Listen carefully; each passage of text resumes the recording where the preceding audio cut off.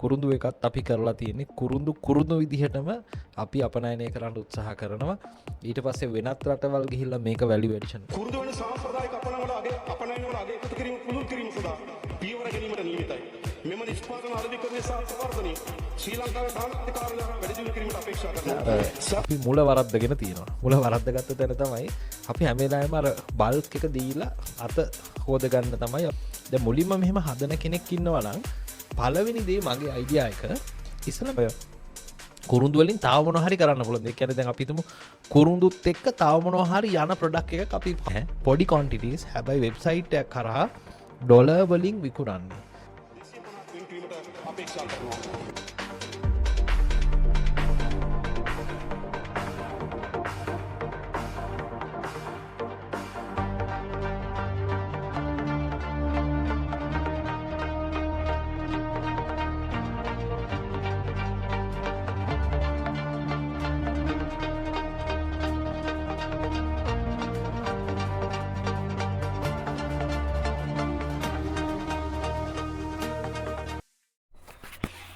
අපි විරාජයන ගෙදර මහත්මයාගේ මුලින්ම දැනගන්නට කැමති අගේ එකතු කළ කුරුඳු නිෂ්පාදකයෙක් විදිහට කුරුඳු ව්‍යාපාරයට පිවිසීමට උත්සාහ කරන කුරුඳු වගාකරුවෙක් මුලින්ම අවධානය යොමු කළ යුතු කරුණු මොනවද කියලා.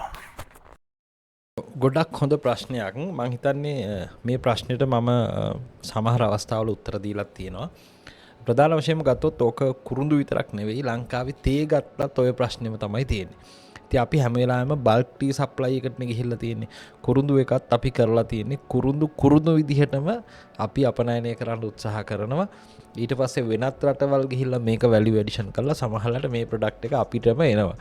ඉතින් ඔතන ප්‍රශ්නේ තියෙන්නේ මට පේන විදිහට අර අපි මුල වරද්දගෙන තියෙනවා. මුල වරද්දගත්ත තැන තමයි අපි හැම වෙලාවෙම අර බල්ක් එක දීලා අත හොද ගන්න තමයි අපි බලාගෙන ඉන්නේ.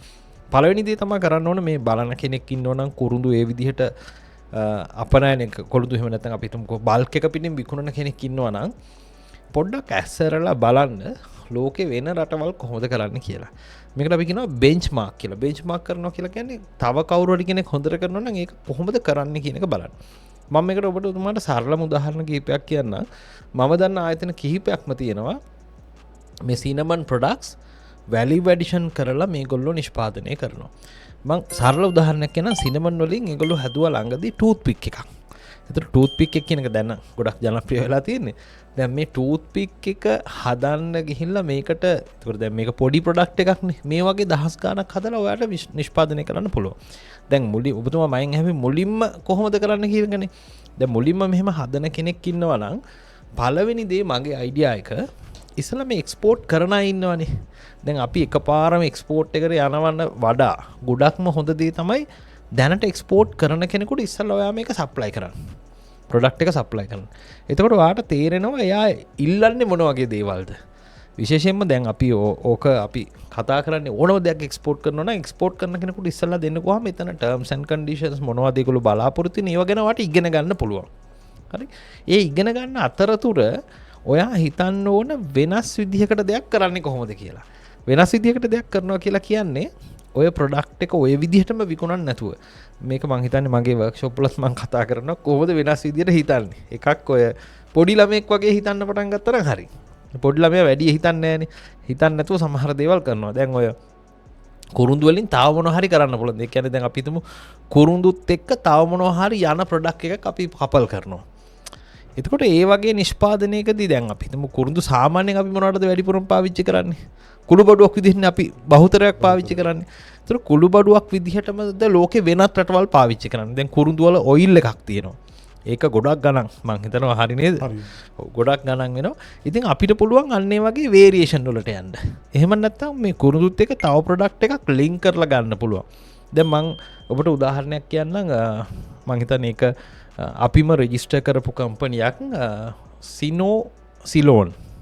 sinosiloan.com කියන වෙබ්සයිට් එකට ඔයා ගිහිල්ලා බලන්න. ඒ සයිට් එකේ තියෙන්නේ තනිකරම සිනමන් ප්‍රොඩක්ට්ස් කොහොමද වැලියු ඇඩිෂන් කරලා විකුණන්නේ කියලා. ඒ කියන්නේ ඒකේ ඔය කියන සමහරලාට බල්ක් විකුණන්නේ නැහැ. පොඩි quantities හැබැයි වෙබ්සයිට් එකක් කරා ඩොලර් වලින් විකුණන්නේ. සමහරලා ඩොලර් 10 15ට විකුණන මේකට ඕඩර්ස් ගොඩාක් එනවා. ඒ කියන්නේ මේකේ වැලියු ඇඩිෂන් එකක් අපි කරන එක තමයි පළවෙනි දේ මම කියනවා ඉස්සලා කරන කෙනෙකුට දෙන්න ප්‍රොඩක්ට් එක. එක්ස්පීරියන්ස් එක ගන්න මොන වගේ දේවල් දෝන වෙන්නේ. දෙවෙනි එක තමයි ලෝකේ වෙනත් රටවල් කරන්නේ. මොකද දැන් අපි හැම වෙලාවෙම බලන්නේ ලංකාව විතරනේ. සිනමන් ප්‍රොඩක්ට්ස් වෙන රටවල් වලින් ගේන අය මොනවද කරන්නේ කියන එක බලන්න. ඔයා බලන්න වියට්නාම් මොනවා හරි කරනවා නම් ඒගොල්ලෝ කොහොමද කරන්නේ? තායිලන්ඩ් මොනවද කරන්නේ කියලා බලන්න. ඒ බලලා බෙන්ච්මාර්ක් එක අරගෙන ඒගොල්ලෝ කරන්නේ නැති ප්‍රොඩක්ට් එකක් ඔයා හදන්න බලන්න. ඉතින් අපි ඉදිරියේදී කතා කරමු පළවෙනි පියවර ඔන්න ඔය ටික ගන්න. මගේ ඊළඟ ප්‍රශ්නේ තමයි අලුතෙන් එන කුරුඳු නිෂ්පාදකයෙකුට මුහුණ පාන්න වෙන්නේ ඉතා දැඩි තරංකාරීත්වයකට. ඉතින් ඒ වගේ නවකයෙකුට වෙළඳපොළ තුල තමුන්ට පිරවිය හැකි හිදස කොහොමද නිවැරදිව හඳුනගන්නේ? මාකට් එක අඳුර ගන්නවා කියලා කියන්නේ මෙහෙමයි. මම ඔක මං හිතන්නේ ගොඩාක් තැන්වලදී මං කතා කරලා තියෙනවා. මාකට් එක ඉස්සල්ලාම් බලන්න ඕන කම්පිටිටර්ස්ලාට දෙන්න බැරි හැබැයි මිනිස්සුන්ට ඕන. ඒ කියන්නේ දැන් ඔයාගේ ප්‍රොඩක්ට් එක ගන්න කෙනෙක් ඉන්නවනේ. එයාට ඕන අනිත් අයගෙන් හම්බ වෙන්නේ නැති දේ මොකද්ද කියන එක හොයන්න. මේක කුරුඳු වලට නෙවෙයි ඕන බිස්නස් එකකට ගැලපෙනවා. ඔයාලා හිතන්න තියෙන බොහොම සරල දෙයක්. ඔයා බලන්න ඔය අනිත් කස්ටමර්ට ඕන අනිත් අයගෙන් හම්බ වෙන්නේ නැති දේ මොකද්ද? සමහරලාට සිනමන් වලින් ප්‍රොඩක්ට් එකක් හදලා ඒකේ ප්‍රයිස් එක වැඩි වෙන්න පුළුවන් හැමෝගෙම. ඔයා ප්‍රයිස් එක අඩු කරන්න බලන්න. ක්වොන්ටිටි එක අඩු කරලා ප්‍රයිස් එක අඩු කරන්න පුළුවන්. එහෙම නැත්නම් සිනමන් එකෙන් ඒගොල්ලෝ බලාපොරොත්තු වෙනවා තව ප්‍රොඩක්ට් එකක් අනිත් හැමෝම දෙන්නේ එකම විදිහකට. ඔයා ඒක වෙනස් කරලා දෙන්න බලන්න.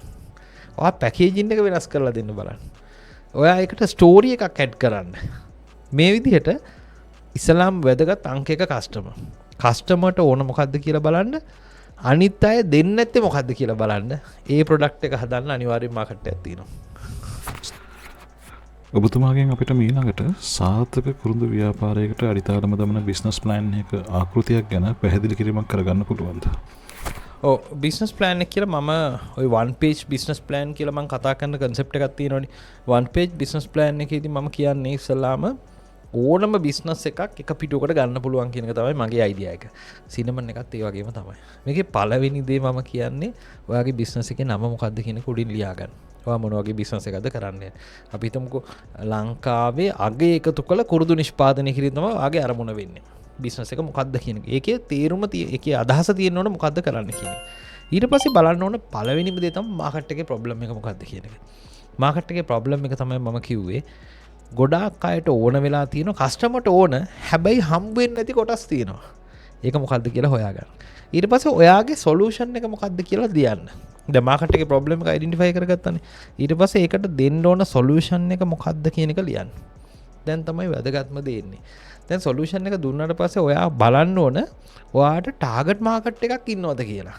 දැන් අපි ගොඩාක් වෙලාවට ගට් ෆීලින් එකටනේ අපි බිස්නස් පටන් ගන්න. ඒ කියන්නේ මට හිතෙනවා යන ගමන් හෙට රෙස්ටොරන්ට් එකක් අරින්න ඕන කියලා මං අරිනවා. හැබැයි මම මාකට් එකක් බලලා නැහැ. එහෙනම් තුන්වෙනි එක තමයි අර කස්ටමර්ට ඕන දේ දැනගත්තට පස්සේ ඔයා බලන්න ඕන කස්ටමර්ස්ලා ඉන්නවද කියලා. සමහරලාට මේක දෙන්නෙකුට තුන් දෙනෙකුට ඕන උනාට වැඩක් වෙන්නේ නැහනේ. මාකට් එකක් නැතුව ප්‍රොඩක්ට් එකක් කළා වැඩක් නැහැ. එහෙනම් මාකට් එකේ කී දෙනෙක් ඉන්නවද කියන එක අවබෝධයක් තියෙන්න ඕන. ඒ කියන්නේ 20ක්ද 30ක්ද කියන එක අයිඩියා එකක් තියෙන්න ඕන. ඒ 20න් 30න් ඔයාට කන්වර්ට් වෙන්න පුළුවන් කීයද කියන එකත් අයිඩියා එකක් තියෙන්න ඕන. සමහර ලෝටෙන් 5ක් කන්වර්ට් වෙයි. අන්න එහෙම ආවට පස්සේ දැන් ඔයාට ඉන්න ගාන ගැන අවබෝධයක් තියෙනවා. ඊළඟ ප්ලෑන් එක තමයි කියන්නේ මේ one page business plan එක ඊළඟට ඔයා කරන්න ඕන දේ තමයි ඔයාගේ ඉන්න කම්පිටිටර්ස්ලා ඉන්නවනේ තරඟකරුවෝ ඉන්නවා. ඒගොල්ලන්ගේ තියෙන ස්ට්‍රෙන්ත් මොනවද වීක්නසස් මොනවද කියලා අඳුර ගන්න ඕන. කියන්නේ ඒගොල්ලන්ට මොනවද තියෙන හැකියාවන් ඒගොල්ලන්ට තියෙන වීක්නසස් මොනවද. උදාහරණයක් විදිහට ඔයා කුරුඳු නිෂ්පාදනය කරන ලෝකේ ප්‍රසිද්ධම සමාගමක් තියෙනවා නම් ඒගොල්ලන්ගේ තියෙන වීක්නස් තියෙනවා. අන්න ඒ පැත්ත තමයි ඔයා ටච් කරන්න ඕන. ඒගොල්ලන්ගේ ස්ට්‍රෙන්ත් තියෙනවා නම් සමහරවිට ඔයාට ඒක ටච් කරන්න බැරි වෙයි. දැන් අපි ගොඩක් වෙලාවට කියන දෙයක් තමයි මේ ලොකු කෙනෙක් එක්ක තරඟ කරන්න ඔයා ලොකු වෙන්න ඕනේ නැහැ. ඔයා ඉනෝවේටිව් වෙන්න ඕන. ඒක හරිම ලේසි. ඒ කියන්නේ එයාත් එක්ක තරඟ කරන්න අපි ඉනෝවේටිව් වුණා නම් වැඩේ හරි. ඉතින් මං කිව්වේ ස්ට්‍රෙන්ත් එක මොනවද කියන හොයා ගන්න ඕන. දැන් ඒක අඳුරගත්තට පස්සේ දැන් ඔයා දන්නවා ටාගට් මාකට් එකේ කීයක් ඉන්නවද කියලා. ඒගොල්ලන්ට විකුණන්නේ කොහොමද කියන එකේ ප්ලෑන් එකක් ගහ ගන්න ඕන. සේල්ස් ඇන්ඩ් මාකටිං කියලා කියන්නේ අපි සරලව ඒකයි. ඒ කියන්නේ ඉන්න ගාන දන්නවා නම් ඒගොල්ලෝ කොහෙද ඉන්නේ කියලා දන්නවා නම් විකුණන්න ක්‍රමයක් ඔයාලට හිතන්න පුළුවන්. ඒ සේල්ස් ඇන්ඩ් මාකටිං ඔයාලට ඇඩ්වර්ටයිසින් වෙන්න පුළුවන්. දැන් අපි ඊටත් වඩා ගොඩාක් කන්සෙප්ට් කතා කරනවා විකුණ ගන්න පුළුවන් ක්‍රම ඒවට යන්න ඕන. ඒකලා වැදගත්ම දෙයට මම ඊළඟට එන්න මේ මොනදේ තිබුණත් අන්තිම ගොඩාක් ව්‍යාපාරික හිර වෙන තැන තමයි මූල්‍යමය පැත්ත. ඒ කියන්නේ සමහරවිට බිස්නස් එක පටන් ගන්න අතේ සල්ලි නැහැ. බොහොම පොඩි මුදලකින් පටන් ගන්න බිස්නස් එක මාස 6කින් විතර වහනවා. මේකට ප්‍රධාන හේතුවක් තමයි අපිට අවබෝධයක් නැහැ අපේ වියදම ආවරණය කරගන්නවත් ආදායමක් ගන්න ඕන කියන එක. ඒකින්ද අවබෝධයක් තියෙන්න ඕන මට කොච්චර මූලික වියදමක් යනවද. ඒ වියදම ආවරණය කරගන්න කෑලි කීයක් විකුණන්න ඕනද? කුරුඳු කීයක් හදලා විකුණන්න ඕනද?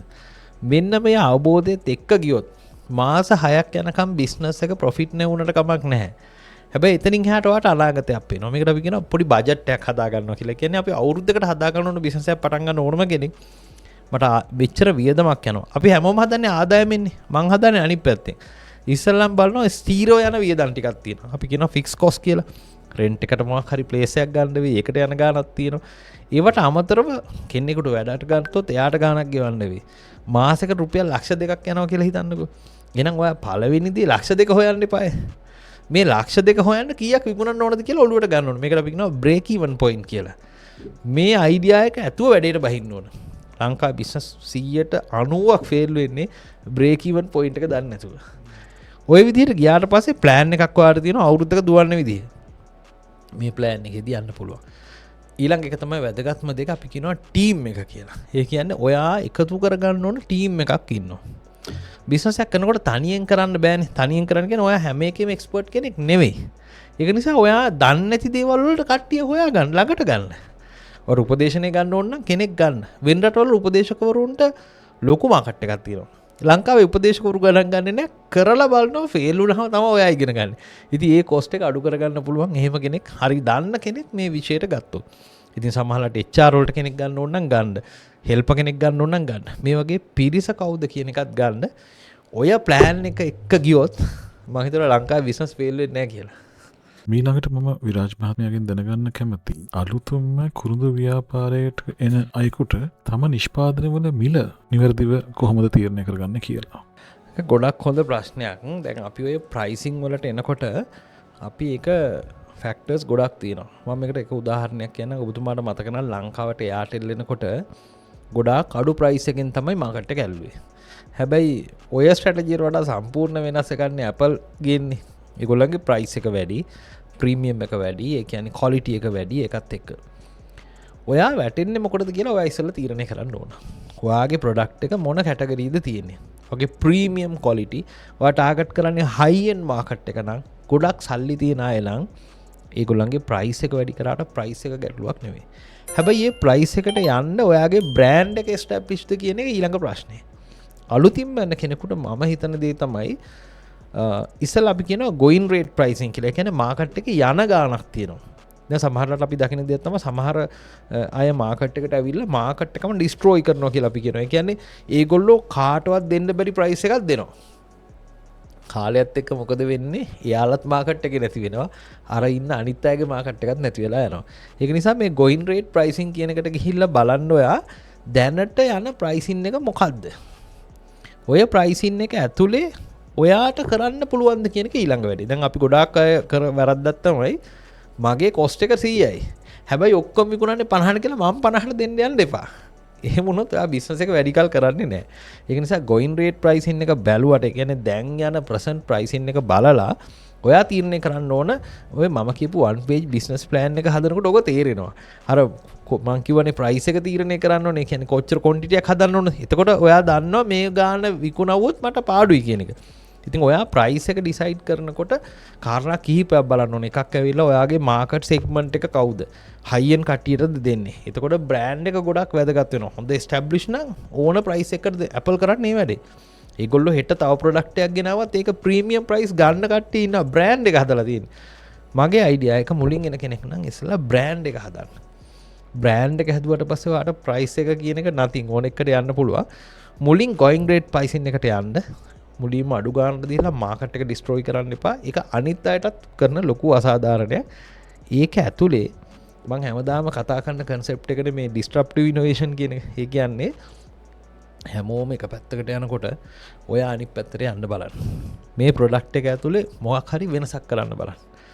ඔයා නිකන් හිතලා බලන්න ලෝකයේ අද වෙනකන් සක්සස් වෙච්ච හැම බිස්නස් එකක්ම තියෙන්නේ disruptive innovation. booking.com එක ගත්තොත් සම්පූර්ණ බිස්නස් එක වෙනස් කරා. ඊට පස්සේ දැන් ගත්තොත් Agoda ඔය සෙට් එකම ඊට පස්සේ ලංකාවේ ගත්තොත් Uber Pick.me ඔක්කොමලා කරලා තියෙන්නේ මොකද්ද? හැමෝම යන පැත්තට වඩා අනිත් පැත්තට ගහලා තියෙන්නේ. කුරුඳු තවමක් හරි එක්ක සෙල් කරන්න බලන්න. රයිට්? කුරුඳු හැමදාම දෙන ටූත් පික් එක හදන්න නැතුව ඔයා වෙන දෙයක් ඔයා බ්‍රෂ් එකක් හදන්න බලන්න කුරුඳු වලින්. හරි? අපි ටූත් බ්‍රෂ් එකක් දැන් මම දැක්ක අතරම මෝල්ඩියුස් වල ගියාට පස්සේ මෝල්ඩියුස් වල මේ උණ බට වලින් ටූත් බ්‍රෂ් එක හදනවා. ලංකාවෙන් හදන්නේ. වැඩිම ඩිමාන්ඩ් එක. එහෙ තියෙන රිසෝර්ස් හැම එකම මේක ගන්නවා. ඔයා කවදාවත් හිතලා නැහැ කුරුඳු වලින් ටූත් බ්‍රෂ් එකක් හදන්න. කොච්චර සුවඳයිද මේක? කවුරුත් කරලා නැහැ. ඔයා හදන්න. ඔයාට ඕන ප්‍රයිස් එකක් ගහන්න පුළුවන්.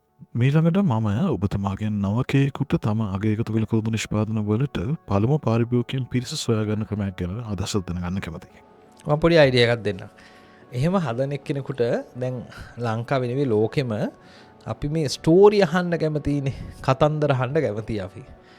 ඔයා සිනමන් එකක් විකුණනවා නම් ඒ ඔය කියන කට් කරපු විදියට හරි සිනමන් පවුඩර් එක විකුණනවා නම් ලස්සන පැකේජින් එකකට යන්න අංක එක. මොකද අපි හැමෝම කැමති අපි පිට කවරේ බල්ලානේ කොහොමද තීරණ ගන්නෙ.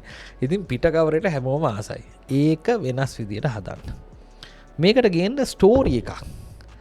මේක ලියන්න මෙන්න මේ වත්තේ තියෙන මෙන්න මේ විදියට මිනිස්සු දහස් ගාණක් වැඩ කරලා හදාගන්න සිනමන් මෙච්චර කාලයක් මේක හදනවා මේ විදිහට තමයි ඔයාගේ අතට එන්නේ මේක නිසා 1000කට ජොබ් හම්බ වෙනවා මේක නිසා ලංකාවේ ආර්ථිකය මෙතෙන්ට යනවා සිනමන් වල ඉතිහාසය ගත්තොත් ලංකාවට විදේශ ජාතිකයෝ එන්නේ මේක නිසා මේ ස්ටෝරි එක ගේන්න අරක ඇතුළට මිනිස්සු ගොඩක් කැමති ස්ටෝරි එකට ඒක හරහා ප්‍රොඩක්ට් එක සෙල් කරන්න මම කිව්වේ මේක ඩිස්ට්‍රප්ටිව් තමයි හැමෝම විකුණන්නේ සාමාන්‍ය එකනේ ඔයා පැකේජින් එක වෙනස් කරා මේක ඇතුලේ ස්ටෝරි එකක් තියෙනවා මම හිතන්නේ ඔබතුමාට මතක ඇති මගේ channel එකේ මම වීඩියෝ එකක් කරනවා පෙට්‍රොක් ගැන.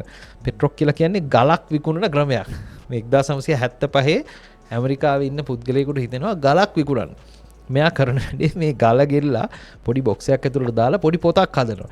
ඒ පොත ඇවිල්ලා යූසර් මැනුවල් එකක්. ඒකේ කියනවා ගල කොහොමද පාවිච්චි කරන්න කියලා. ඕක අපිට කරන්න බැරිද? සිනමන් ගැන අපිට කොච්චර ලියන්න පුළුවන්ද? ලංකාවේ ඉතිහාසෙම ලියන්න පුළුවන්. ඔයා ඒ පැකට් එකක් එක්ක ඔය පොතක් හදලා පොත විකුණන්නකෝ. පොත නිකන් දුන්නත් මිනිස්සු අනිත් අයට වඩා වෙනස් ඔයාගේ පොත. ඒක ගන්න මිනිස්සු වෙනවා. ඔයාට අලුත්ම මාකට් එකක් හැදෙනවා. කුරුඳු වගාවක් එහෙම නැත්නම් කුරුඳු ව්‍යාපාරයක් කරගෙන යන අයෙකුට ගිණුම් තැබීම් කටයුතු සරලව පටන් ගන්න පුළුවන් ක්‍රමයක් ගැන අදහසක් ඔබතුමාගෙන් දැනගන්න පුළුවන්ද?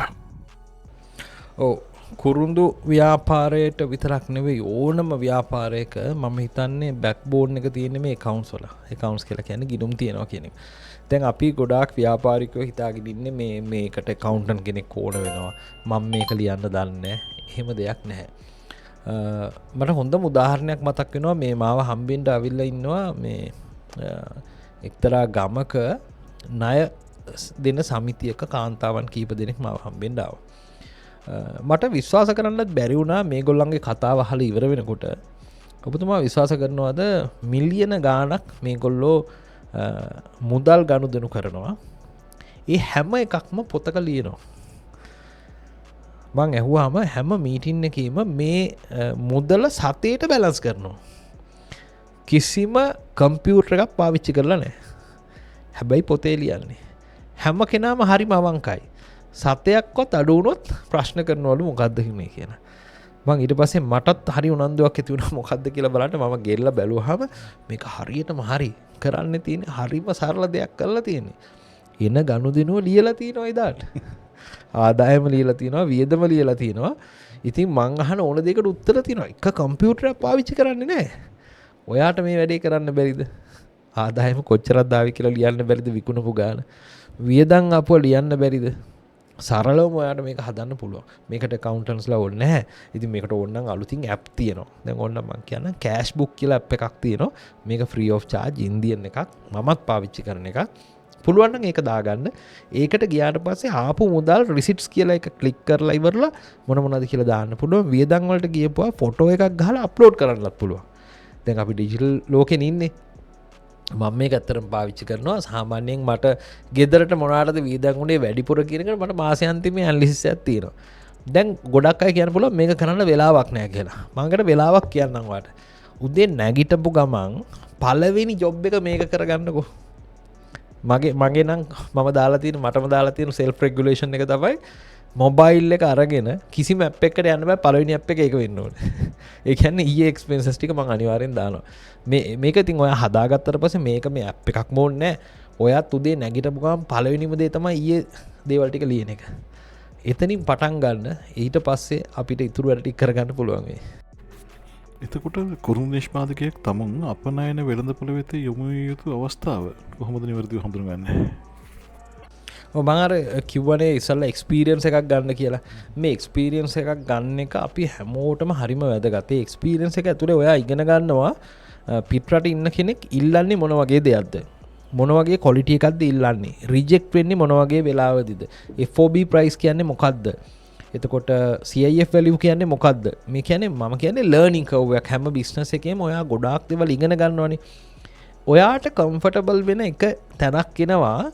දැන් මට මේ වැඩේට අත ගහන්න පුළුවන්. ඒ කියන්නේ අර නොලෙජ් එක හොයාගන්නකන් තමයි මම මේක කරන්න කියන්නේ. අවුරුද්දක් හෝ මාස 6ක් ගියාට පස්සේ මේක තීරණය වෙන්නේ ඔයාගේ ටැලන්ට් එක උඩ. ඔයා කොච්චරක් මේකට කැප වෙනවද කියන එක. ඔයා ගොඩාක් කැප වෙලා මේ තොරතුරු ඉක්මනින් හොයාගත්තොත් ඒක තමයි වෙලාව. ඒක ඔයාගේ දක්ෂතාවය මත තීරණය වෙන්නේ. මම කියන්නේ හැම වෙලාවෙම එක්ස්පෝර්ට් බිස්නස් එකට එන කෙනෙකුට වැඩේ දැනගෙන අත ගහන්න. එතකොට බය කෙනෙකුත් සමහරවිට හොයාගන්න පුළුවන් වෙයි. මොකද දැන් අපි හැමෝටම තියෙන ගැටලුවක්නේ බයස්ලා හොයාගන්න එක. බයස්ලා හොයාගන්න ලේසිම ක්‍රමය තමයි ඔයාගේ ළඟ ඉන්න අය පිටරට ඉන්නවා නම් ඉස්සෙල්ලා ඒගොල්ලන්ට කතා කරන්න. බලන්න ඒගොල්ලෝ දන්න සුපර් මාකට්. දැන් මගෙන් ඕක මං හිතන්නේ එක්ස්පෝර්ට් වලට මගෙන් කන්සල්ටේෂන් ආවහම මං ගොඩාක් අහන දෙයක් තමයි ඔයා අඳුරන කී දෙනෙක් පිටරට ඉන්නවද? ගොඩක් අය ඉන්නවා. ඉන්නවා නම් මං අහනවා ඒගොල්ලන්ගෙන් ඒගොල්ලෝ දන්න එහෙ සුපර් මාකට් තියෙනවනේ. ඒකට ඉස්සෙල්ලා යවලා බලන්න. ඒ වගේ බයස්ලා හොයාගන්න ක්‍රම තියෙනවා. ඒක නිසා අර ටයිම් එක තීරණය වෙන්නේ ඔයා කොච්චර මේ දේවල් කලින් හොයාගන්නවද කියන එක උඩ. එතකොට රජ් මහත්මයා මේ අවදානම අවම කරමින් පළවෙනි වතාවට තමුන්ගේ කුරුදු අපනයන ඇනවමකට සැසෙන අය අවධානය යොමු කළ යුතු ප්‍රධාන කරුණු මොනවද? ඒක ගොඩක් හොඳ ප්‍රශ්නයක්. දැන් විදේශ වෙළඳාමට ආවට පස්සේ අපි ප්‍රොඩක්ට් විකුණුවාම දැන් ඕක ඔබතුමා අහලා ඇති ණයවර ලිපි ගැන letter of credit ගැන අපි කතා කරනවා. ඒක තමයි ඒ කියන්නේ බල්ක් විශාල ප්‍රමාණයක් අපි අපනයන කරනවා නම් අපි ගොඩාක් වෙලාවට කියන්නේ LC වලට යන්න කියලා. ඒ කියන්නේ විදේශ ගනුදෙනුකරුවෙක් එක්ක අපි වැඩ කරනකොට ඇඩ්වාන්ස් පේමන්ට් එකක් ගන්න පුළුවන් නම් ඒක අපිට ගොඩක් වටිනවා. ඇඩ්වාන්ස් පේමන්ට් එකක් අරගත්තොත් අපිට ට්‍රස්ට් එකක් තියෙනවා මේක වෙන. නමුත් දැන් මගේ අත්දැකීම් තියෙනවා මම වැඩ කරන සමහර තේ විකුණන කම්පනීස් වලට ලොකු ප්‍රශ්නයක් වුණා මේ ඊශ්‍රායල් යුද්ධේ. ඒ වගේ වෙලාවලදී කස්ටමර් අවුරුදු ගාණක් වැඩ කරලා තිබුණා වුණාට සමහර ඕඩර්ස් ගිහිලා පේමන්ට්ස් ගන්න බැරි වෙච්ච අවස්ථා තියෙනවා ට්‍රස්ට් එකට වැඩ කරලා. මං කියන්නේ ට්‍රස්ට් එකට වැඩ කරන්න එපා කියන එක නෙවෙයි. නමුත් ගොඩක් අයගේ අත්දැකීම් තියෙන්නේ අනිත් පැත්තට. විශේෂයෙන්ම ඉන්දියාවෙන් ලූණු ගෙන්නන්න ගිහිල්ලා සමහරලාට මුදල් දැම්මට පස්සේ ඒ සප්ලයි නෑ කතා කරන්නත් නෑ. ඒක නිසා එතන ලොකු රිස්ක් එකක් තියෙනවා. ඒක නිසා හොඳම එක ඇඩ්වාන්ස් පේමන්ට් එකක් අරගෙන යන එක. එහෙම නැත්නම් අපි කියනවා letter of credit කියන එක. මේ letter of credit කියන එක හරිම වැදගත්. බැංකුවකට ගිහිල්ලා ඔයා ඇහුවොත් ඔයාගේ අපි හිතමු ඔයා ඉන්දියාවෙන් නම් ඔයාගේ බය ගන්නෙ ඒ බැංකුව තමයි මගේ බැංකුවට තහවුරුවක් දෙනවා මේ බඩු ටික හම්බුනාට පස්සේ මුදල් හම්බ වෙනවා. පුළුවන් නම් ලොකු ක්වොන්ටිටියක් යනවා නම් LC terms වලට යන්න. පොඩි ක්වොන්ටිටියක් යනවා නම් අප්ෆ්‍රන්ට්. ඒක තමයි අපි කියලාට වෙබ්සයිට් එකක් හදලා ඔයාට පුළුවන් නම් වෙබ්සයිට් එක හරහා shopping cart එක හරහා ගන්න සල්ලි දැම්මට පස්සේනේ අපි යවන්නේ. ඒ වගේ ට්‍රස්ට් වර්දි ක්‍රමවලට යන්න. එහෙම නැතුව විශ්වාසයට බඩු ටික යවලා සල්ලි එයි කියලා ඉන්න එපා. එහෙම අත්දැකීම් නම් ගොඩක් අඩුයි ලංකාවත් එක්ක තියෙන ගනුදෙනුත් එක්ක. එතකොට අපේ මේ සිලෝන් සිනමන් නිෂ්පාදනවල විකුණුම් වැඩි කරගන්න පුළුවන් අලෙවි උපක්‍රම මොනවද? අලබි උපක්‍රම කියලා කියන්නේ දැන් අපි ප්‍රොඩක්ට් එකක් සෙල් කරනකොට ට්‍රස්ට් එකනේ ගොඩක් වැදගත් වෙන්නේ. දැන් ඒකෙදි මේ මම ගොඩක් ඒ වගේදී කතා කරලා තියෙනවා ඔය අප්සෙලින් වගේ දේවල්. අප්සෙලින් කරන්න පුළුවන්. ඒ කියන්නේ අපි ප්‍රොඩක්ට් එකක් එක්ක තව එකක් කම්බයින් කරලා වාට විකුණන්නත් පුළුවන්. හරි? ඒ කියන්නේ ට්‍රස්ට් එක හදාගන්න පුළුවන් ක්‍රම අපිට ගොඩාක් තියෙනවා.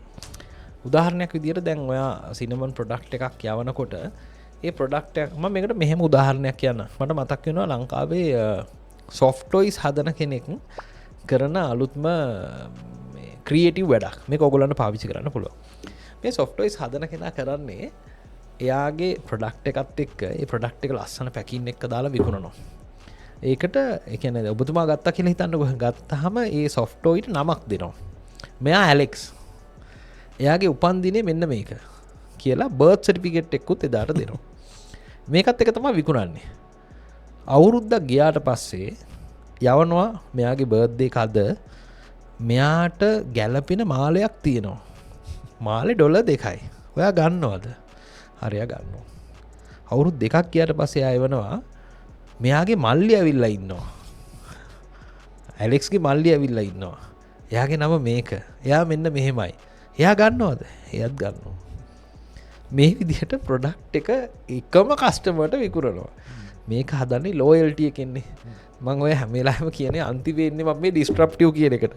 ඔයාගේ ප්‍රොඩක්ට් එක ඇතුළෙත් ඔය ලෝයල්ටි එක හදා ගන්න ඕන. ඔයාට එක ප්‍රොඩක්ට් එකක් විකුණුවත් ඇති ඒ කස්ටමර් හරියට තේරුම් ගත්තට පස්සේ ඒ ප්‍රොඩක්ට් එකේම වේරියේෂන් ඔයාට විකුණන්න පුළුවන්. ඒ කියන්නේ අරක ඔයා හැදුවට පස්සේ පොඩි gift එකක් හදලා යවන්නකෝ. ඔයා ටූත් පික් හදපු පොඩි පැක් එකක් ඔයා ෆ්‍රී යවනවා එයාට. කස්ටමර් ඩිලයිට් වෙන්නේ නැද්ද? අරක ඔයා ගිහිල්ලා ඉවරයි මුලින්ම කස්ටමර්ගේ ඩීටේල් තියෙනවා. this is free issue from our company කියලා යවනවා. පොඩි ගානක් වියදමක් ඇයි. හැබැයි ආ ඊළඟ පාර ඒත් එක්කම යවනවා අපි අලුත් ප්‍රොඩක්ට් රේන්ජ් එකක් ඇවිල්ලා තියෙනවා මෙන්න මේවා තමයි කියලා. අර ෆ්‍රී එක හම්බුනාට පස්සේ අරයා බලනවා මේක එකක් ගත්තා නම් හොඳයි මේ කවුරුත් මට ඒවල නැහැනේ. ඒ වගේ අර ඒක ඇතුලේ හදන්න පුළුවන් මාකට් මේ එකම කස්ටමර්ට බඩු ගොඩාක් විකුණන්න පුළුවන්. මෙහමන්නකු යුරෝපිය එමත ඇමරිකාන් රටවල ඇඩ්‍රස්මන්ට් වලින් ගහන්නේ ඒගොල්ලන්ගේ බුද්ධියට. ඉන්දියාව වගේ රටවල ටාගට් කරන්නේ මේ සාමාන්‍යයෙන් හැඟීම් මුලුප්පවන ඇඩ්‍රෙසින් ක්‍රම. ඉතින් මේ වගේ අප්ඩේට් වෙන අලුත් උපක්‍රම ගැන අලුත් ව්‍යවසායකයන් නිරන්තරයෙන් දැනුවත් වෙන්න පුළුවන් මොන වගේ මාර්ගවලින්ද? ඒක ඇත්තටම එකක් බිස්නස් ඇඩ්වයිස් චැනල් එක බලන්න. ඒකේ අපි ඔය අලුත්ම දේවල් තමයි කතා කරන්නේ. අනිත් එක ඔයාට YouTube ගිහිල්ලා හරි දැන් නැත්තම් මේ වෙනකොට chat GPT වගේ AI තියෙනවා. බැරි තියෙන මෙහෙමයි සමහර දේවල් ඔයා ඇප්ලයි කරලා තියෙනවා. දැන් උදාහරණයක් ඔබතුමා ඔය කියන සාකච්ඡාවේ ඔය එදා කතා කරපු විකසිත වීරසිංහත් එක්ක කරපු වැඩසටහනේ ගොඩාක් දේවල් මම ඔෆිස් එක ඇතුලේ ඉම්ප්ලිමන්ට් කරලා තිබුණා. හැබැයි මම ඒක කන්සෙප්ට් එකක් විදිහට දැනන් හිටියේ නෑ. මේක කන්සෙප්ට් එකක් කියලා දැනගත් එදා. ඒක නිසා සමහර දේවල් ඒක ඔයාගේ ඇඟේමත් තියෙනවා. මේ මාකටිං කියලා අලුත් දේවල් නැහැ. මේ මාකටිං වලදී වෙන්නේ අනිත් කෙනාගේ හැඟීම් තේරුම් ගන්නවා කියන එකනේ හරියටම. ඒ කියන්නේ ඉමෝෂන්ස් එක්කනේ අපි වැඩ කරන්නේ. එතකොට දැන් කෙනෙක් ආවහම මම උදාහරණයක් කියන්නම්. දැන් ඔබතුමාලා මගේ ආයතනයට ආවට පස්සේ ඔයගොල්ලන්ට හොඳ පිළිගැනීමක් ආවොත් තමයි ඔයාට හිතෙන්නේ මෙතෙන් එන්න ඕන කියලා මම. අපි හැමෝම එහෙමනේ කරන්නේ. දැන් ඔයා ප්‍රොඩක්ට් එකක් විකුණනකොට කෙනෙක් කාවට පස්සේ ඔයා යාට ගරු කරනවා නම් මේක මාකටිං වල කියලා දෙන්න ඕනේ නැහැ. මේක සාමාන්‍ය දැනීම. ඔයා හොඳට ගරු කරනවා නම් එයාට මූලිකත්වය දෙනවා නම් එයාට ලොකු ඇටෙන්ෂන් එකක් දෙනවා නම් ඔයා ඒ ප්‍රොඩක්ට් එක ගන්නවද නැද්ද? ඔයා අනිවාර්යයෙන්ම ගන්නවා. ඔයාට අහුම්කම් දෙනවද කියන එක. ඉතින් මේක ඔයාට කරන්න පුළුවන්. ඉතින් අපි ඔය ඔබතුමා අහුයි දැන් කොටස් දෙකක් තියෙනවනේ යුරෝපේ කට්ටිය මොලේට තමයි ඒගොල්ලන්ගේ ඇඩ්වර්ටයිස්මන්ට් එක පිච් කරන්නේ. මම කියන්නේ ඇඩ්වර්ටයිසිං වලට කියන ලොකු වියදමක් කරන්න ඕනේ නැහැ. මේක මේ මම හිතන්නේ මම හැමතැනම කියන දෙයක් තමයි සෝෂල් මීඩියා වල වුණත් දැන් අපි කුරුඳු විකුණනවා නම් FB page එකක් හදලා හෙට උදේ ඉඳලා කුරුඳු බගේ පැකට් එක රුපියල් 100යි මේක දාන්න යන්න එපා. ඔයා ෆේල්. කුරුඳු ගැන කතා කරන්න ඔයා. කුරුඳු වල ඉතිහාසය ගැන කතා කරන්න. කුරුඳු වල හදන්න පුළුවන් ප්‍රොඩක්ට් ගැන කතා කරන්න. වෙන ලෝකේ වෙනත් රටවල් කුරුඳු වලින් මොනවද කරේ කියලා කතා කරන්න. මේ ඔක්කොම කතා කරලා මම හිතන්නේ මේකට හොඳම පොතක් තියෙනවා ජැබ් රයිට් හුක්. මම හිතන්නේ දුලිත් තේරත් මහත්මයා මේ පොත ගැන ලොකු කතාවක් කියනවා ගාල්ලේ බිස්නස් ඩේ එකේදී.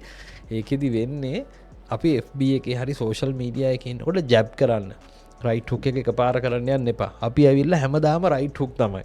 අපි දන්න දවසේ ඉඳලා අපේ සෝෂල් මීඩියා වල ප්‍රොඩක්ට් එකට සෙල් කරන්න යන්නේ.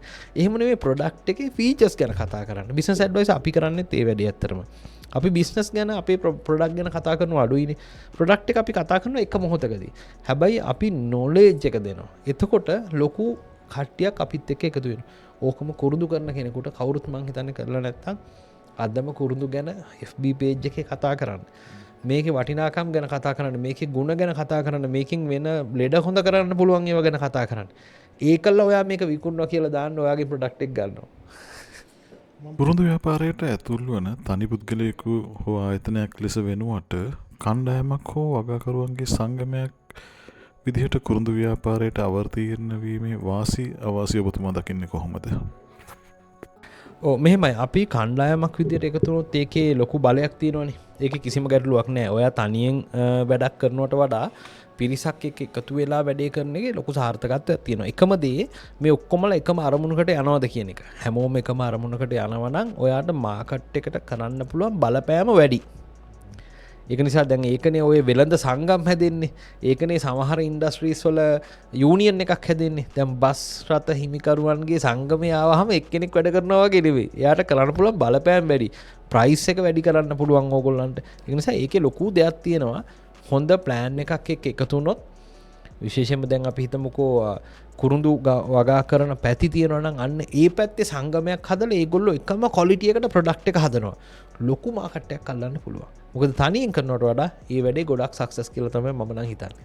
අපේ කුරුඳු වලට ගෙවන මිල ගණන් ලතින් ඇමරිකානු රටවල් තීරණය කරන පසුබිමක සිලෝන් සිනමන් වලට මෑතකදී විවෘත වෙච්ච චීන වෙළඳපොළ සමග අපි ගනුදෙනු කළ යුතු ආකාරය ගැන ඔබේ අදහස දැනගන්න පුළුවන්ද? දැන් චීනෙත් එක වැඩ කරනකොට මහිතන එක හැමෝම දන්න දෙයක් තමයි ඒගොල්ලෝ හැම දෙයක්ම කොපි කරනවා කියන එක. ඉතින් එතනදී මම හිතන දෙයක් තමයි දැන් ඕක මට ඔය වගේ ප්‍රශ්නයක් ආව ඇත්තටම ලංකාවේ සොෆ්ට්වෙර්ස් හදන කෙනෙක් චීනෙට හදලා යවන්න try කරා. හැබැයි චීනෙන් තමයි වැඩි ප්‍රමාණයක් මෙහෙට එන්නේ. ඒකට සමහරවිට අපේ දැන් ඒක නම් අපිට යුනික් වෙච්ච එකක් නෙමෙයි වෙනත් ලෝකේ රටවල් හදන එක. ඉතින් ඔය ප්‍රශ්නෙම තියෙනවා ලංකාවේ තේවලට. තේවල වෙන රටකට ගියාට පස්සේ මේගොල්ලෝ අපේ තේකට කසල තේ එකතු කරලා සිලෝන් කියලා දාලා මේගොල්ලෝ ප්‍රොඩක්ට් එක සෙල් කරනවා. ඉතින් චීනෙත් එක්ක කරනකොටත් ඔය වැඩේ වෙන්න පුළුවන්. මගේ අදහස නම් එහෙම ඕඩර් එකක් ආවොත් ඔයා ඉස්සෙල්ලා බලන්න ඕන ප්‍රයිසින් එකනේ. ඔයාට ප්‍රයිසින් එකේදී සමහරලාට චීන ලොකු ගාණක් දුන්නත් දැන් මට කියන්න බෑනේ ඔයාට ප්‍රයිස් එක වැඩිපුර හම්බ වෙනවා නම් විකුණන්න එපා කියලා කියන්න බෑනේ. ඊට වඩා අපි රටක් විදිහට මම හිතනවා ෆෝකස් කරගන්න ඕන අපේ ක්වොලිටි එක වැඩි කරලා අපි මේක සෙල් කරන්න. ඒ කියන්නේ චයිනා වලට ඕඩර් එක ආවොත් ඔයාට දෙන්න වෙයි සමහර වෙලාවට. හැබැයි අපේ ක්වොලිටි එක ස්ටෑන්ඩ් අප් කර උඩින් තියාගත්තා නම් මම හිතන්නේ මේක වුණා ලංකාවේ පුවක් වලට. මම හිතන්නේ පුතුමා දන්නවා ඇති කරුංකවලට ආවේ ওই ප්‍රශ්නේ. දැන් EDB එක මේකට සම්බන්ධ වෙලා තියෙනවා. කරුංකවල ලොකුම ප්‍රශ්නේ තියෙන්නේ ඉන්දියාව තමයි මේකට අපි දැන් ඉන්දියාවට එක්ස්පෝර්ට් කරන එකේදී ලංකාවේ කරුංකත් එක්ක එකතු කරලා මේගොල්ලෝ වෙනත් රටවල විකුණන්න පටන් ගත්තා. මේ ප්‍රශ්නේ හැමතැනම තියෙනවා.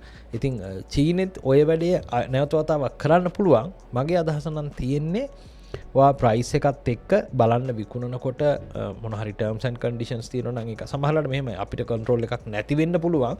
ඊට වඩා හොඳ නැද්ද අපි රටක් විදියට එකතු වෙලා නැත්තම් ඔය කුරුදු ඔබ කියවනේ අපි සම්මේලනයක් හරි මේ එකතු වෙලා ඉන්නවා නම් අපි ඩිසිෂන් එකක් ගත්තොත් කොමලා එකතු වෙලා රයිට් අපි විකුණනවා නම් මෙන්න මේක තමයි අපේ ප්‍රයිසින් එක. ඒකට අර බස් සංගම් වගේ ඔබ එකතු වෙන්න ඕනේ. එකතු වුණොත් මම හිතනවා සාර්ථක තීරණයක් දෙන්න පුළුවන්. මං හිතන්නේ මීට කලින් අපි මේ සාකච්ඡාව අතරතුරත් ඔබ කියපු දෙයක් තමයි ලංකාවේ සිනමන් තමයි ගොඩාක්ම ක්වොලිටි තියෙන්නේ. ඉතින් ක්වොලිටි තියෙනවා නම් අපි ඇයි ආයෙත් ගිහිල්ලා පල්ලෙහා මාකට් එකට සෙල් කරන්නේ? අපි අප්සෙලින් අර උඩම ඉන්න මේ බිස්නස් වලට එහෙම නැත්නම් රටවල් වලට ටාගට් කරලා කරා නම් හොඳයි කියන එක තමයි මම කියන්නේ. ඔබේ ප්‍රශ්නෙට පිළිතුර විදියට මම කියන්නේ එහෙම ඩිසිෂන් එකක් ගන්නවා නම් එක්කෙනෙක් දෙන්නෙක් කරන්නේ නැතුව මේක ඔබ එකතු වෙලා සාමූහික තීරණයක් අරගෙන ඒ වගේ එකට ආව නම් හොඳයි කියන එක තමයි මගේ මතය. විරාජ් මහත්මයා ඊළඟට අපිට කියන්නකෝ ලොකු බ්‍රෑන්ඩ්ස් ලෝකේ මාකට් එකේ රජ කරනකොට අපේම සිලෝන් සිල්මන් බ්‍රෑන්ඩ්ස් වලට වෙනම මාකට් එකක් හදාගන්න අපි කළ යුත්තේ මොන වගේ දේවල්ද කියලා. මේකට හොඳ උදාහරණයක් ගන්නකොට ඩිල්මා කියන බ්‍රෑන්ඩ් එක ගන්නකො. ලංකාවේ තේ කියන එක ඔබතුමා ලෝකේ රටවල් වලට ගිහිල්ලා ඇති. ගොඩාක් රටවල් වලට යනකොට ඩිල්මා කියන එක අනිවාර්යයෙන්ම තියෙනවා. නම් සිලෝන් ටී එකෙත් ඒගොල්ලෝ වෙනම මාකට් එකක් හදලා තියෙන්නේ. ඉතින් මේ මාකට් එකක් හදනවා කියන එක ඒ කියන්නේ අපේ බ්‍රෑන්ඩ් එකක් හදනවා කියන එක එහෙම දවසෙන් දෙකකින් කරන්න පුළුවන් එකක් නෙවෙයි. දැන් අපි ඔය ටෙම්පරරි බූස්ට් එකක් හරි එහෙම දාලා මේ මාකටිං වැඩේ කරන්න බෑ. ඉතින් අර කරනවා නම් මේ වැඩේ අපි හැමදේම අර මම හිතන්නේ අපේ වීඩියෝ එකක් කියනවා පංචේන්ද්‍රයට මාකටිං කියලා. ඒකෙදි අපි කතා කරනවා කොහොමද මේ ටච් පොයින්ට්ස් ගොඩාක් ටච් කරන්නේ. කියන්නේ ඔළුවට කොහොමද මේක දෙන්නේ, හැට කොහොමද දෙන්නේ. කියන්නේ මම හිතන්නේ පළවෙනි එක පැකේජින් නේ. එකක් අපේ පැකේජින් අපි යුනික්ද? උතන ප්‍රශ්නයක් තියෙනවනේ. ඔය හැමෝම කරන්නේ නැතුව ඔයා අපිට ආවේනික පැකේජින් එකක් හදන්නකෝ. පැකේජින් එකෙන් අපිට කරන්න පුළුවන්. මොකද මේක උඩ තමයි හැම ඩිසිෂන් එකක්ම යන්නේ. දැන් වාට හිතෙන්න පුළුවන් නෑ මේ ලොකු බ්‍රෑන්ඩ් එකක් මේ බ්‍රෑන්ඩ් එකෙන්මයි ගන්නෙ. එහෙම එකක් නෑ. මම ඒකයි කිව්වේ අර ලොකු අයත් එක්ක තරඟ කරන්න ඔයා ලොකු වෙන්න ඕනේ නෑ. ඔයා ඉනොවේටිව් වෙන්නයි ඕන. ඔයා ඒ ප්‍රොඩක්ට්ස් මොකක්ද කියලා බලලා ඔයා වෙනස් විදියක පැකේජින් එකක් හදන්න. දැන් මම එකට හොඳ උදාහරණයක් කියන ලංකාවේ වතුර බෝතල් ඔක්කොමලා එක විදියනේ තියෙන්නේ. හැබැයි ඔබ බලන්න සමහර කම්පනීස් තියෙනවා මේ වතුර බෝතලේ හැඩේ වෙනස් කරා. ඒගොල්ලෝ මාකට් එක ඇල්ලුවා. ඒක නිසා ඔයාටත් කරන්න පුළුවන් මේ වැඩේ. ලොකු බ්‍රෑන්ඩ්ස් ලෝකේ අල්ලගෙන හිටියා කියලා ගැටලුවක් නැහැ. ඔයාගේ බ්‍රෑන්ඩ් එක වෙනම ඩෙන්ටිටි එකක් එන විදිහට ඒ කියන්නේ මේ මගේ පළවෙනි එක පැකේජින් එක හදන්න ඕන. දෙවෙනි එක ස්ටෝරි එක බිල්ඩ් අප් කරන්න ඕන. අපේ ගොඩාක් ලංකාවේ ප්‍රොඩක්ට්ස් වල නැති දෙයක් ස්ටෝරි එක. ලංකාවේ සිනමන් කියලා සිනෝන් සිනමන් හොඳයි කියලා කිව්වට ඇයි මේක හොඳ කියන එක මිනිස්සු දන්නේ නැහනේ. ඔයාගේ පැකේජින් එක ඇතුළට අපේ හිස්ටරිය ගෙනියන්න. ඒක ඇමරිකාවට කරන්න බෑ. අපිට කරන්න පුළුවන්. අපේ ඒ කාලේ ඉඳලා මොකද්ද හිස්ටරිය මම අර කිව්වේ ඕන ප්‍රොඩක්ට් එකකදී මේක හරි ලස්සනට කරන්න පුළුවන්. මිනිස්සු හරි කැමති ඒ ස්ටෝරි අහන්න. අපි පොඩි කාලේ ඉඳලා කතන්දර අහන්න ආසයිනේ. මතකයිනේ. අපි නිදා ගන්න යනකොටත් ආච්චි අම්මා සීයා කතන්දරනේ කිව්වේ. ලෝකෙ මිනිස්සුත් කතන්දර අහන්න ආසයි. ඒකින් හින්දා අපේ ස්ටෝරි එක ගේන්න මේ විදිහට. ඒ කියන්නේ අර පැකේජින් එක ඇතුලේ අපේ බුක් එකක් තියෙනවා අර මැනුවල් එකක් වගේ ප්‍රොඩක්ට් එක ගැන.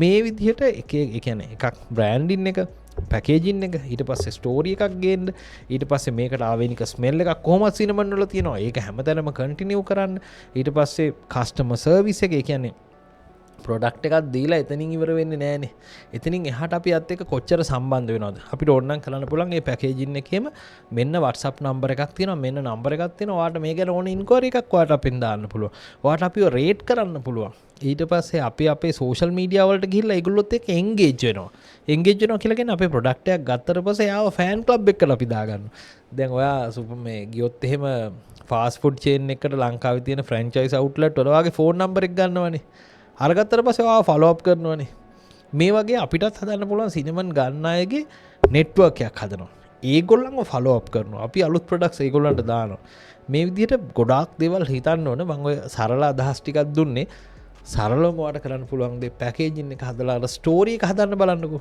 අනිවාර්යයෙන්ම මාකට් එක අල්ලන්න පුළුවන් හොඳයි අපි මෙහෙම හිතමුකෝ දැන් අපි ඔන්න යුනික් පැකේජින් එකකුත් හැදුවා ලස්සන ස්ටෝරි එකකුත් ඇඩ් කරා ඒත් මේ මිලාඩු බාල කැසිය එක්ක තරං කරලා ඊට වඩා ගොඩක් වැඩිමිල්ට විකුණන්න අපේ සිලෝන් සිනමන් වල වෙළඳපොළ පංගුව වැඩි කරගන්නේ කොහොමද එකක් තමයි ක්වලිටි එක. ඒ කියන්නේ දැන් ඔයාට පේනවා නම් ඒක බාල ප්‍රොඩක්ට් එකක් කියලා. දැන් ඒකට හොඳම උදාහරණයක් තමයි Apple ෆෝන් එක තියෙනකොට ගොඩාක් අඩු ඊට වඩා අඩු බ්‍රෑන්ඩ්ස් තියෙනවනේ. බට් Apple එක ගන්නවා අපිනේ.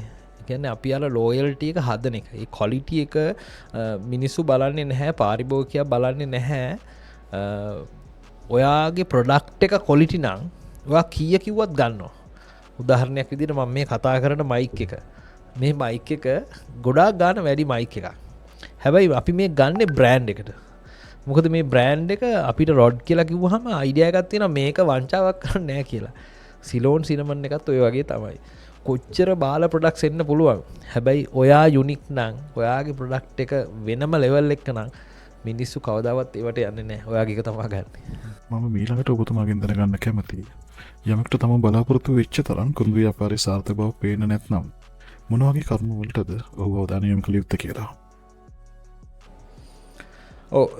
මෙහෙමනේ ඕක කුරුඳු වලට විතරයි ඕන බිස්නස් එක මග කරයි යනකොට ඒක ෆේල් වෙන්න පුළුවන් අවස්ථා ප්‍රධාන හේතුවක් මම දකින්නේ අර ප්ලෑන් එකක් නැතිකම. දැන් අපිට සාමාන්‍යයෙන් අයිඩියා එකක් තිබුණොත් අපි දන්නවා. දැන් මේ සමහර සාධක තියෙනවා අපිට මේ කන්ට්‍රෝල් කරන්න බැරි ඒවා. උදාහරණයක් කොවිඩ් ආවා. ටුවරිසම් සීරෝ වෙනවා. එතකොට මට කස්ටමර්ස්ලා කොහොමද ගේන්න බෑනේ. එහෙම ප්‍රශ්න එන්න පුළුවන්. මොකක් වුණත් අපි අර බිස්නස්මන් කියන මං හිතන්නේ මේක මලින්දත් එක්ක කරපු සාකච්ඡාවකදී අපි කතා කරනවා බිස්නස්මන් කෙනෙක් සයන්ටිස්ට් කෙනෙක් වගේ වෙන්න ඕන කියලා. ට්‍රයල් ඇන්ඩ් එරර්නේ කරන් යනවා. වැරදුනොත් අතාරිනවා. අතහැරලා වෙන එකකට යනවා. අපි ඒකෙම ඉන්න ඕන කියලා නියමයක් නැහැ. ඔයාට කුරුඳු එක ප්‍රොඩක්ට් එක ෆේල් වෙනවා කියලා ඒක තමයි ස්ට්‍රැටජිකලි ඩිසිෂන් ගන්නවා කියන්නේ බිස්නස්මන් කෙනෙක්. ඒකෙම ඉන්න යන්න එපා. දැන් ඕකට තමයි කොඩක් එකට උනේ ඔය වැඩේ. ෆිල්ම් රෝල්ම ගගා හිටියා. මාකට් එක නැතුණාට පස්සේ නැති කරලා යනවා. අපි අර ඔබතුමාට මතක ඇති මං හිතන්නේ ඉස්සර අපි අර සින්දු ඇහුවේ අපි කැසට් ටේප් කියලා පොඩි අර දාලා දැන් ඊට පස්සේ CD ආව දැන් අලුත් ඒවා යමුණත් නැහැනේ. ඕකම හදහද හිටියා නම් ඕක කරන්න හම්බෙන්නේ නැහැ. ඔයාට තේරෙනවා නම් ප්‍රොඩක්ට් එක ෆේල්. ඔයාගේ බිස්නස් එක දැන් මේ ප්‍රොඩක්ට් එක ෆේල් වෙන එකේදී ඔයා බලන්න ඕන දෙයක් තමයි මාකට් එකක් නැද්ද කියන එක. දැන් සමහරවිට මාකට් එකක් නැති ප්‍රොඩක්ට් එකක් ඔයා හදනවා නම් ඒක හදලා තේරුම් නැහැ. හැබැයි මාකට් එකක් තියෙනවා ඔයාගේ ස්ට්‍රැටජි එකේ ප්‍රශ්නයක් තියෙන්නේ. ඔයාගේ ප්‍රයිසිං වල ප්‍රශ්නයක් තියෙනවා. ඔයාගේ ප්‍රොඩක්ට් එකේ ප්‍රශ්නයක් තියෙනවා නම් ඒක ફોකස් කරන්න. ඒ කියන්නේ මම කියන්නේ ඉස්සල්ලාම ෆේල් වෙනවා නම් ඒකට හේතුව හොයාගන්න ඕන. හේතුව හොයාගත්තට පස්සේ ඔයාට තීරණයක් ගන්න පුළුවන්. මාකට් එක ඩික්ලයින් වෙනවා නම් ඒකේ ඉන්න එපා අයින් වෙන්න. හැබැයි ප්‍රොඩක්ට් එකේ ඉෂුව එකක් තියෙනවා නම් ප්‍රොඩක්ට් එක ඉනෝවේට් කරන්න ප්‍රොඩක්ට් එක වෙනස් විදියකට හදන්න බලන්න. එතකොට ගැටලුවක් එන්නේ. ඉතින් ඔබතුමාට බෙහෙවින්ම ස්තුතියි අපිට ලබා දුන්න කාලයට ඒ වගේම මේ අවස්ථාවට. ඉතින් අවසන් වශයෙන් කුරුඳු ව්‍යාපාරයක් අරඹන්න ඉන්න නවකයන්ට හොඳ වෙළඳපොළක් ලබා ගන්න ඔබතුමාට දෙන්න පුළුවන් පණිවිඩය කුමක්ද? ඔව් අරඹන්න ඉන්න අයට මම කියන්නේ ඔයා වෙනස් විදියට හිතලා වැඩේ කරන්න කියලා. සාම්ප්‍රදායික කරා කියලා ඔයත් කුරුදු තල්ලා ඒ විදිහටම විකුණන්න try කරන්න එපා. අපි අවුරුදු 2500ක් අපේ හැමදාම එකම විදිහ තමයි බලලා තියෙන්නේ. අපි මොනවත් වෙනස් කරන්න try කරලා නැහැ. අපි කුරුදු තලපු ඒ විදිහටමනේ අපි විකුණන්න try කරන්නේ. අපේ 100 කරලා තියෙන්නෙත් ඒක 100 කරලා තියෙන්නෙත් ඒක මමත් ඒක තමයි කරන්නේ. එහෙම වුණොත් අපිට දියුණු වෙන්න හම්බෙන්නේ නැහැ. මොකද අපේ ප්‍රොඩක්ට් එක අරගෙන ලෝකේ වෙනත් අය වැලිඩේෂන් කරලා ලොකු ගණනක් හොයා ගන්නවා. ඒක නිසා පළවෙනි දේ තමයි මේක මේ බලන කෙනෙක් පොඩක් ඉස්සෙල්ලා පැයක් දෙකක් අරගෙන දවසකට මේක ඇතුලේ වෙනස් කරන්න පුළුවන් දේවල් මොනවද කියලා හිතන්න. ඒක හිතන ක්‍රමේ වෙනස් කරන්න පුළුවන්. වාට පොඩි ළමෙක් විදිහට හිතන්න පුළුවන්. සාමාන්‍යයෙන් අනිත් ක්‍රමේ තමයි මේ සාමාන්‍යයෙන් කෙනෙක් බෑ කිව්වනම් ඒක පුළුවන් කියලා හිතන එක. එහෙමත් කරන්න පුළුවන්. දැන් කුරුඳු අපි හිතනවා නම් අපිට මේක සැෂේ පැකට් මං කියන සැෂේ නෙමෙයි සාමාන්‍යයෙන් අපි හිතමුකෝ වෙනස්ම විදිහේ ප්‍රොඩක්ට් එකක්. ඒ කියන්නේ මිනිස්සුන්ට ඕන මම අර කිව්වේ අර මාකටිං ප්ලෑන් එකේදී මං කියනවනේ මිනිස්සුන්ට ඕන හැබැයි අනිත් අය දෙන්නේ නැති දේවල් තියෙන්න පුළුවන්. ඒක දැන් ඔබ ඒ ඉන්ඩස්ට්‍රියේ ඉන්න කෙනෙක්නේ. එතකොට ඔබ දන්නවා කුරුඳු මොනවටද ඕන. එතකොට මේ පැකේජින් එකෙන් ගොඩක් දේවල් කරන්න පුළුවන්. එහෙම නැත්නම් මේක දෙන ක්වොන්ටිටි එක අපි හැමදාම මේ ගානට කපනවනම් ඔයා ලොකුවට කපලා දෙන්න බලන්න. ඒක වෙනස්නේ.